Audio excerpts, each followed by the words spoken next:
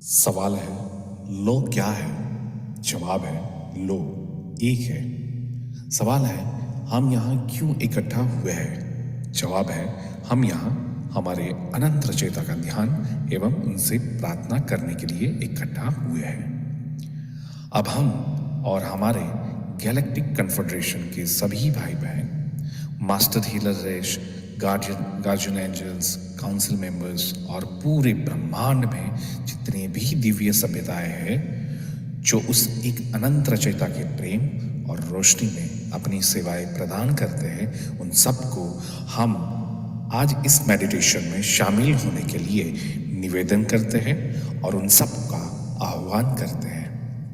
आज हम सब मिलकर जितने भी लोग आज मेडिटेशन कर रहे हैं उनको, उनके परिवार को और सभी सदस्यों को और वो सभी परिजनों को जिन्हें वो प्रोटेक्ट करना चाहते हैं, उन सबको हम अनंत रचयिता के प्रेम और रोशनी से शुद्ध करते हैं और उस सभी लोगों के आसपास और उनके घरों के आसपास उस अनंत रचयिता के प्रेम और रोशनी का एक बहुत बड़ा सुरक्षा घेरा बनाते हैं, जिसमें किसी भी प्रकार के विचार या व्यक्ति जो सिर्फ खुद की सेवा में कार्यरत हो, उन सभी व्यक्ति या विचारों को इस घेरे में आने से बिल्कुल प्रतिबंधित करते हैं, क्योंकि लो एक है। अनंत रचयिता की इस प्यारी सी दुनिया में सभी प्यारे प्यारे सोल मित्रों को मेरा नमस्कार। आज हम चलते हुए इस सत्र के 19वें अध्याय पे आ गए हैं। आज हम जो पठन करेंगे वो 19वां अध्याय है, लॉ ऑफ वन, यानी एक का कानून, एक का ज्ञान या एक के तरीके। यह सत्र 8 फरवरी 1981 को रिकॉर्ड किया गया था। कहा जाता है कि इस किताब द्वारा दी गई सभी सूचनाएं और जानकारियां आप मान भी सकते हैं, जान भी सकते हैं, नजरअंदाज भी कर सकते हैं और सिरे से खारिज या नकार भी सकते हैं, क्योंकि यह आपकी फ्री विल है जो कि एक अनंत रचयिता द्वारा आपको दी गई है। एक और बात कही जाती है कि लॉ ऑफ वन पूरी तरह से सबके लिए फ्री है। यदि कोई इकाई या व्यक्ति उसको निजी स्वार्थ के लिए इस्तेमाल करे तो वह उसकी व्यक्तिगत खुद की जिम्मेदारी होगी।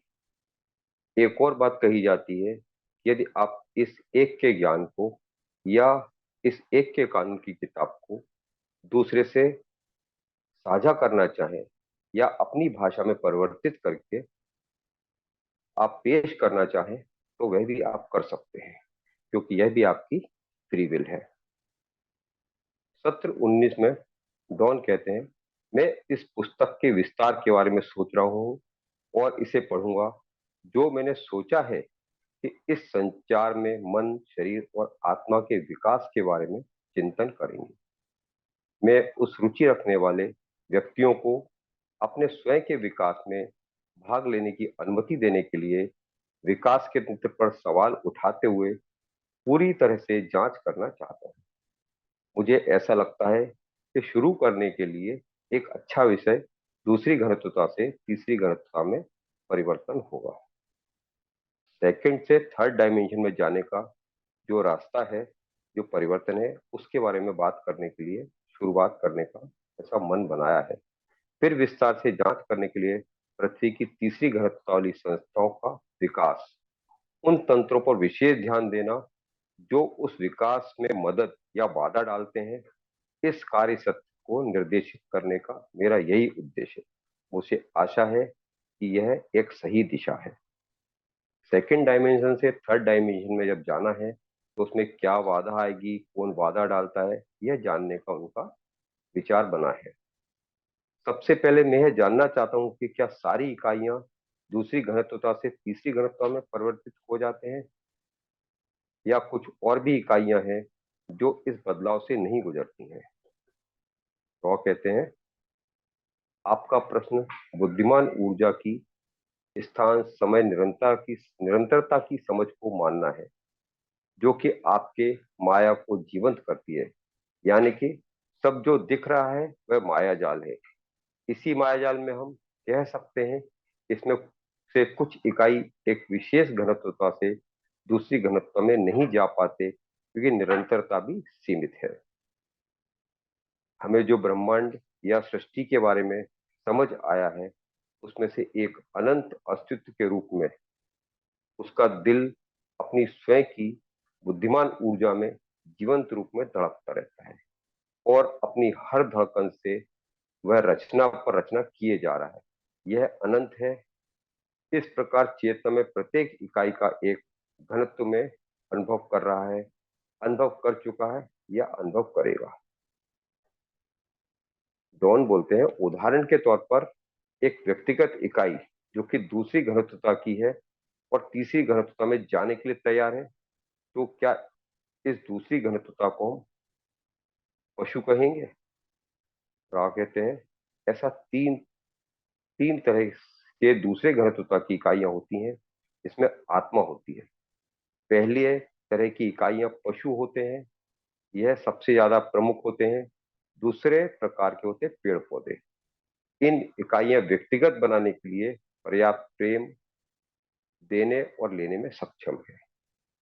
पूरा जो समझाना चाहते हैं वो कि प्रेम और समझ का बस वही संतुलन जो बनाता है, वही आगे की डायमेंशन के बारे में समझ पाता है। तो दूसरे प्रकार होता है पेड़ पौधे। यह इकाइयां व्यक्तिगत बनाने के लिए पर्याप्त प्रेम देने और लेने में सक्षम है। तीसरे प्रकार के होते हैं खनिज पदार्थ। कभी कभी किसी निश्चित स्थान में जब दूसरे घनत्वता का संपर्क तीसरी घनत्वता से होता है, तब जो उसके बीच ऊर्जा का आदान प्रदान होता है तथा प्रेम जो दी और ली जाती है, इस प्रकार वह सारे दूसरी घनत्वता के प्राणी तीसरी घनत्वता में आते हैं। इस प्रकार बदलाव का सबसे साधारण उदाहरण है। डॉन कहते हैं, जब यह बदलाव दूसरी घनत्वता से तीसरी घनत्वता में होता है, तब वो इकाई चाहे पशु हो, पेड़ हो या खनिज पदार्थ, उसमें आत्मा कैसे आती है? बदलाव होता है, आत्मा कैसे आती है? क्वेश्चन ऐसा उठता है। रॉ उसका जवाब देते हैं, इकाइयों में आत्मा नहीं आती, उसके हर भाग, हर सेल, हर एटम के अंदर बुद्धिमान ऊर्जा के प्रति जागरूकता आ जाती है। यानी कि उन्हें अपने अस्तित्व का ज्ञान हो जाता है। आत्मा नहीं आती, अस्तित्व का ज्ञान और ऊर्जा बढ़ जाती है। जागरूकता तो पहले से ही होती है, अनंत से सारी घनत्वता आती है। आत्म जागरूकता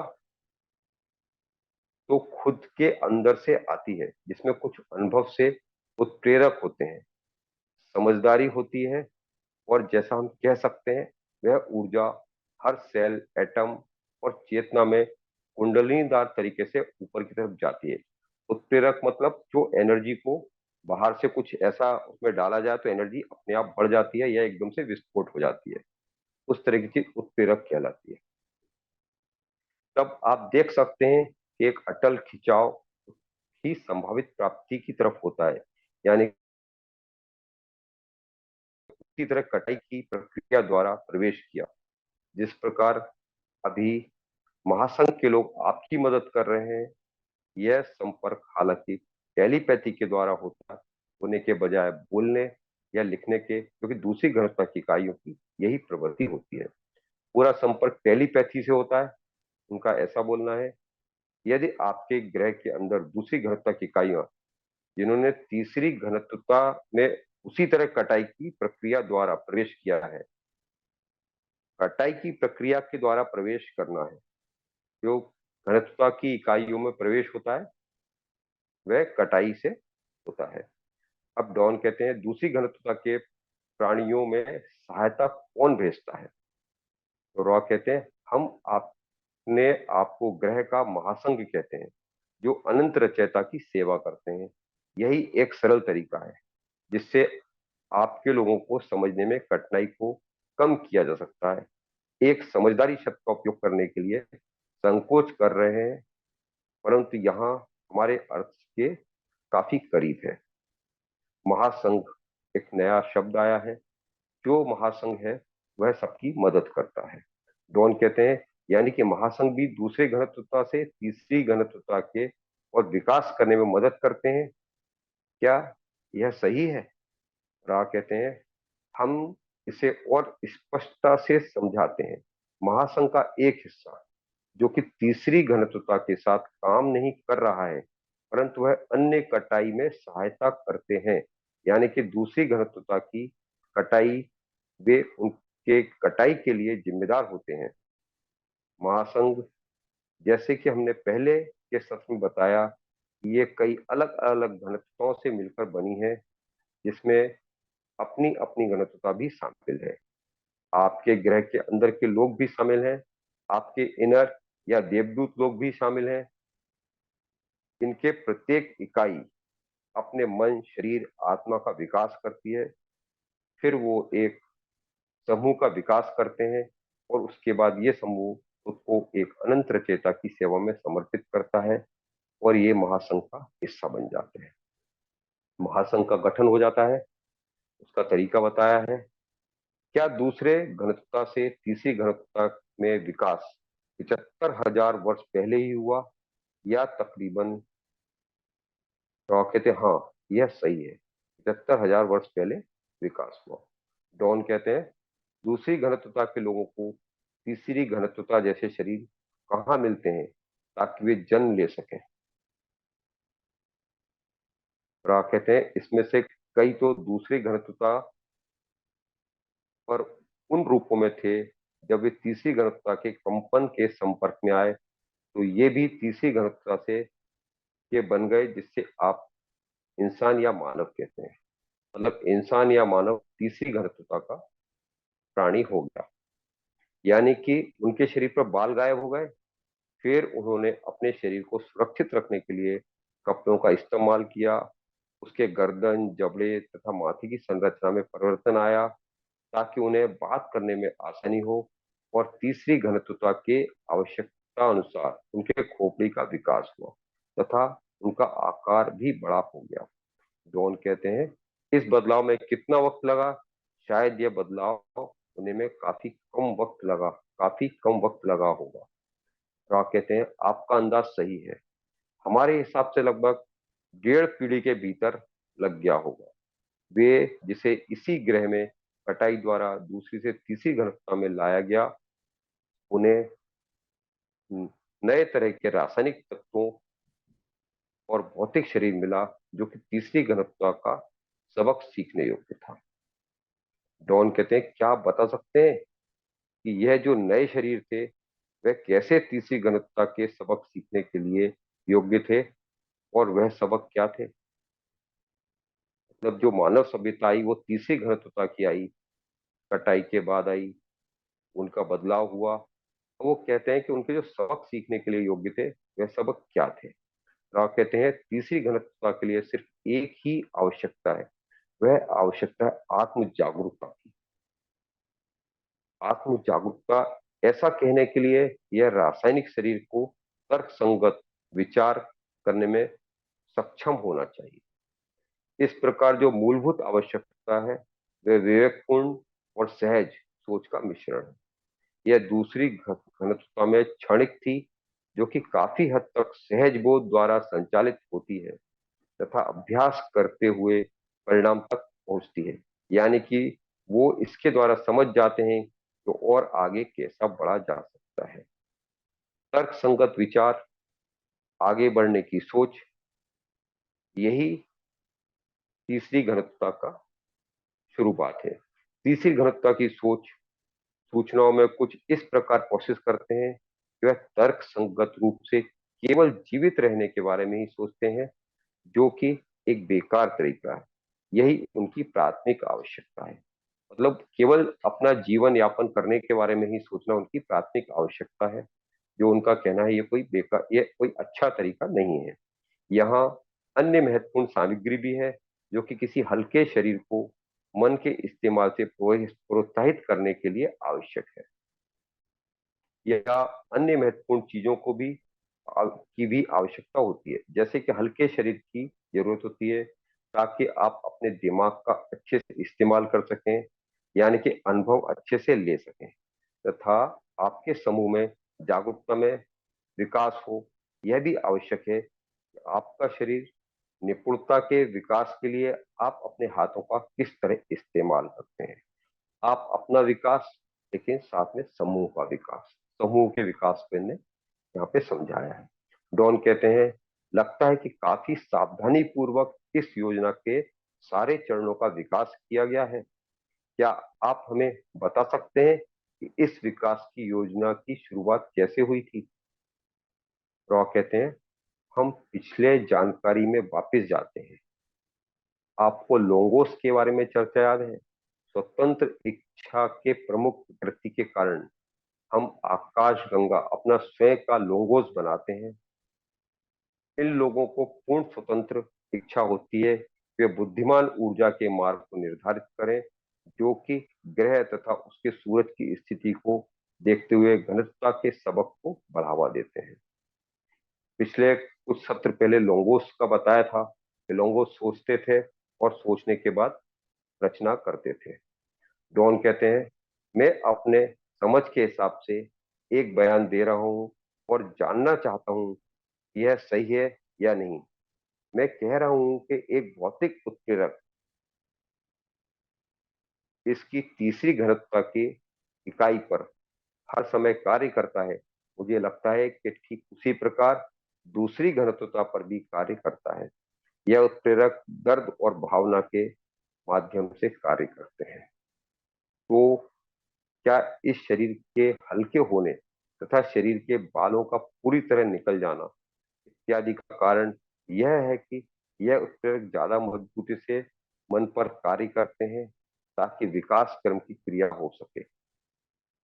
उत्प्रेरक मतलब बाहर से कोई एक ऐसी चीज जो उनके मन पे कार्य करती है, कुछ भी ऐसा जो उनके मन में आता है, उसके कारण वो समझाना चाहते हैं कि उत्प्रेरक के कारण क्रिया तेज हो जाती है और हम जल्दी से अपने दूसरे डायमेंशन की तरफ बढ़ते हैं।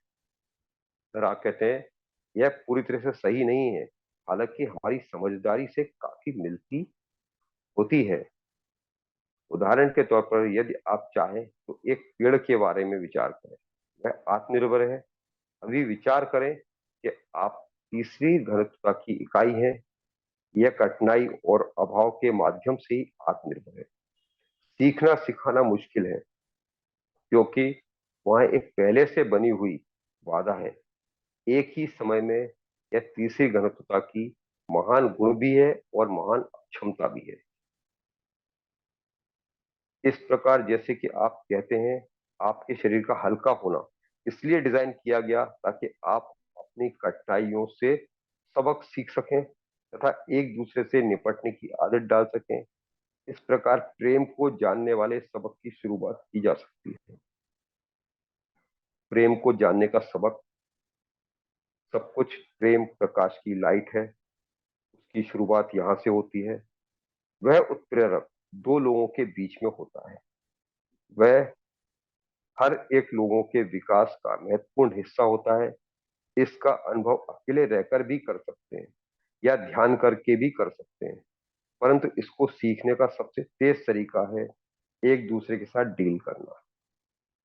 उनका बोलना है कि अकेले रहकर भी आप अपने आप को आगे बढ़ा सकते हैं, अकेले रहकर भी आप उन्नति और अलग डायमेंशन में जा सकते हैं, पर अगर आप समूह के साथ या दो लोग मिलकर करते हैं तो आप जल्दी से अपना पहुंच जाते हैं। यह सबसे बड़ा उत्प्रेरक है, वजह इसके कि हम अकेले रहकर खुद के साथ डील करें, तो समूह में रहकर यह सबसे बड़ा उत्प्रेरक है। खुद के साथ डील करना बिना किसी भी दूसरे व्यक्ति के ठीक वैसा ही होता है जैसे कि शीशे या दर्पण के बगैर जीना। इस प्रकार वे खुद को देख नहीं सकते और अपने अस्तित्व को खोज नहीं पाते। इस प्रकार हर व्यक्ति हर किसी की मदद अपने अनुभव द्वारा कर सकता है। यही कारण है कि आपके शरीर हल्के होते हैं।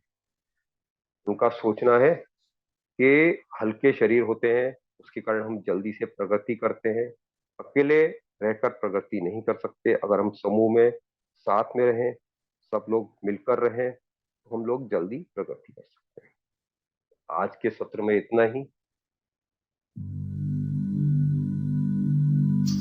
मैं अपना एनर्जी फील्ड सुरक्षित कर रहा हूं। मैं अपना ऑरा लॉक कर रहा हूं। मेरे शरीर, दिमाग, आत्मा और मेरा पूरा एनर्जी फील्ड अनंत रचयिता के असीम दिव्य प्रेम और रोशनी में हमेशा के लिए सुरक्षित है। अनंत रचयिता के असीम प्रेम और अनंत रोशनी से बना हुआ मजबूत सुनहरा कवच,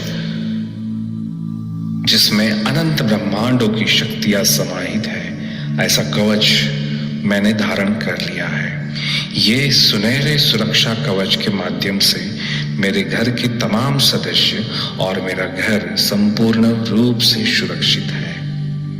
जो अनंत रचयिता के प्रेम और प्रकाश में अपनी सेवाएं प्रदान करते हैं, ऐसे ब्रह्मांड की सभी दिव्य सभ्यताओं और मेरे सभी शुभ चिंतक जो मेरे लिए दिव्य प्रेम और शुद्ध पवित्र मन से जो मुझे आशीर्वाद देना चाहते हैं, वो तमाम दिव्य पवित्र चेतनाओं को मैं परमिशन देता हूँ कि जो मेरे साथ दिव्य रूप से कनेक्ट हो सके।